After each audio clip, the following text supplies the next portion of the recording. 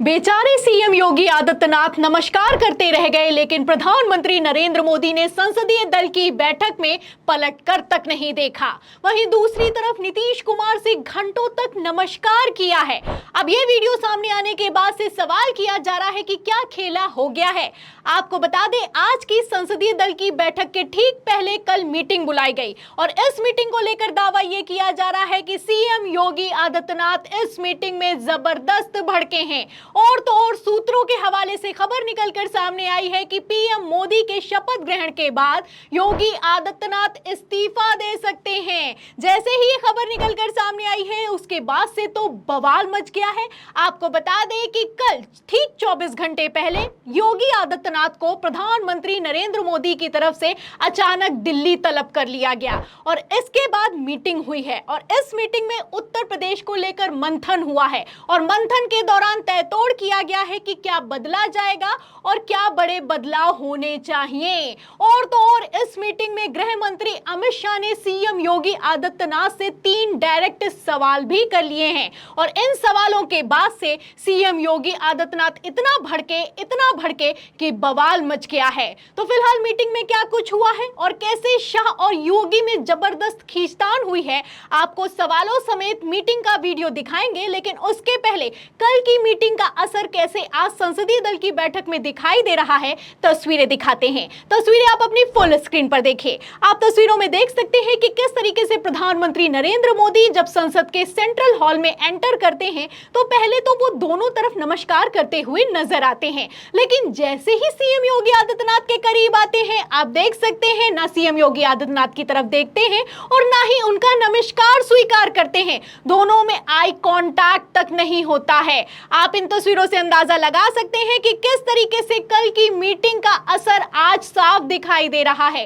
कल सीएम योगी आदित्यनाथ अमित शाह पर भड़के हैं और आज प्रधानमंत्री नरेंद्र मोदी सीएम योगी आदित्यनाथ पर भड़कते हुए या फिर यूं कहें नमस्कार ना स्वीकार करते हुए नजर आ रहे हैं। और ऐसा बिल्कुल भी नहीं है कि पीएम मोदी ने किसी का नमस्कार स्वीकार नहीं किया, सबका किया है। और तो और नीतीश कुमार से तो कितनी देर तक नमस्कार किया है, आप इस वीडियो में देख सकते हैं कि पहले पीछे से नमस्कार करते हैं, फिर उसके बाद नीतीश कुमार से आगे आकर नमस्कार करते हैं। एक बार नहीं कई बार करते हैं। तो संसदीय दल की बैठक में कैसे आपसी खींचतान है, कल की मीटिंग में क्या कुछ हुआ है, असर आप साफ देख सकते हैं। और इतना ही नहीं, एक और वीडियो निकलकर सामने आया है जिसकी चर्चा जोरों पर है। आप देख सकते हैं कि जैसे ही प्रधानमंत्री नरेंद्र मोदी अपनी कुर्सी पर बैठते हैं, वैसे ही नीतीश कुमार और मोदी में बहस होने लगती है। साफ साफ दिखाई दे रहा है कि दोनों में बहस होती हुई नजर आ रही है और ऐसा लग रहा है मानो कि नीतीश कुमार ने संसदीय दल की बैठक में एक नई डिमांड रख दी है, क्योंकि कल ही खबर निकलकर सामने आई कि मोदी की शपथ से 48 घंटे पहले नीतीश ने कई नई शर्तें रख दी हैं। तो नई शर्तों पर शर्तें रखी जा रही हैं। ऐसा लग रहा है कि प्रधानमंत्री नरेंद्र मोदी संसदीय दल की बैठक तक में नीतीश कुमार को सफाई देते हुए या फिर यूं कहें मनाते हुए नजर आ रहे हैं। आप देख सकते हैं कि किस तरीके से सारे के सारे नेता नीतीश कुमार की तरफ देख रहे हैं। नीतीश कुमार जैसे ही इंजन बने हैं, उसके बाद से योगी आदित्यनाथ का इंजन फेल होता हुआ नजर आ रहा है।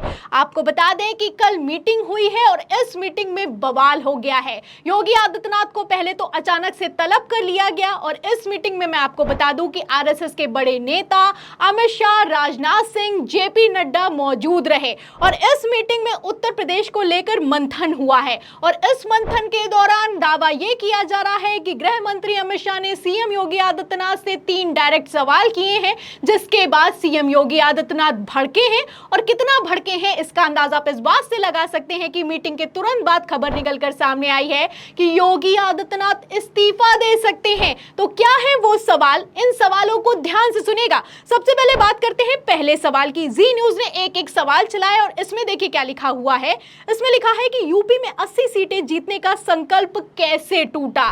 तो सबसे पहला सवाल योगी आदित्यनाथ से यह किया गया कि उत्तर प्रदेश में 80 में से 80 सीटें जीतने का जो दावा किया गया था, जो संकल्प लिया गया था, वो आखिर कैसे टूट गया। 2019 में 62 सीटें जीती थी और अब आप देख सकते हैं कि किस तरीके से भारतीय जनता पार्टी को अगर सबसे ज्यादा नुकसान कहीं पर हुआ है तो वो उत्तर प्रदेश में हुआ है। दूसरा सवाल सीएम योगी आदित्यनाथ से किया गया कि समाजवादी पार्टी ने कैसे आखिर एनडीए के सारे घटक दलों से ज्यादा सीटें जीत ली हैं। यानी कि समाजवादी अकेले आखिर कैसे एनडीए से ज्यादा सीटें जीत सकती है, इस पर भी सीएम योगी आदित्यनाथ किसी तरह का जवाब नहीं दे पाए। और तीसरा उनसे यह सवाल किया गया कि आगे की रणनीति क्या है, क्या बदलाव करने हैं, क्या बदलाव होने चाहिए। इस पर सीएम योगी आदित्यनाथ भड़क गए हैं और कितना भड़के हैं आप संसदीय दल की बैठक के वीडियो से अंदाजा लगा सकते हैं। फिलहाल मैं आपको बता दूं, अगर बात की जाए उत्तर प्रदेश की, तो उत्तर प्रदेश में भारतीय जनता पार्टी या फिर यूं कहें एनडीए ने 33 सीटें जीती हैं। 29 सीटों का नुकसान हुआ है और ये 29 सीटों का नुकसान भारी पड़ता हुआ नजर आ रहा है।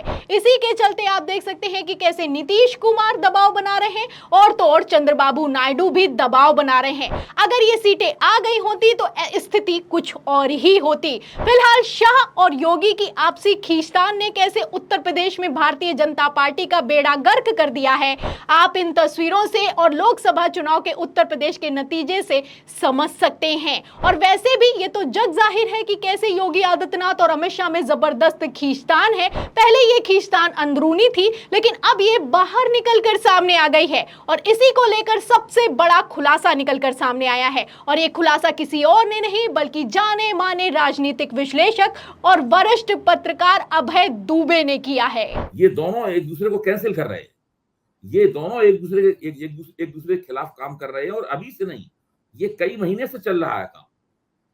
अमित शाह पूरी तरीके से योगी आदित्यनाथ के खिलाफ है। अरविंद केजरीवाल ने जेल से छूटने के बाद जो कहा था वो 100% सही है और योगी आदित्यनाथ को नहीं हटाया जाएगा, इसका कभी भी स्पष्ट रूप से खंडन नहीं किया गया। तो सुना आपने, अभय दुबे का कहना है कि दोनों नेता शाह और योगी एक दूसरे को कैंसिल करते हैं और ये आज से नहीं महीनों से चल रहा है। इसीलिए इसका असर उत्तर प्रदेश के रिजल्ट में साफ दिखाई दे रहा है। उत्तर प्रदेश में आप देख सकते हैं कि किस तरीके से भारतीय जनता पार्टी को नुकसान हुआ है। इसके बाद से योगी आदित्यनाथ को तलब किया गया है, सवाल किया जा रहा है और योगी आदित्यनाथ हैं कि जवाब देने के लिए तैयार नहीं है।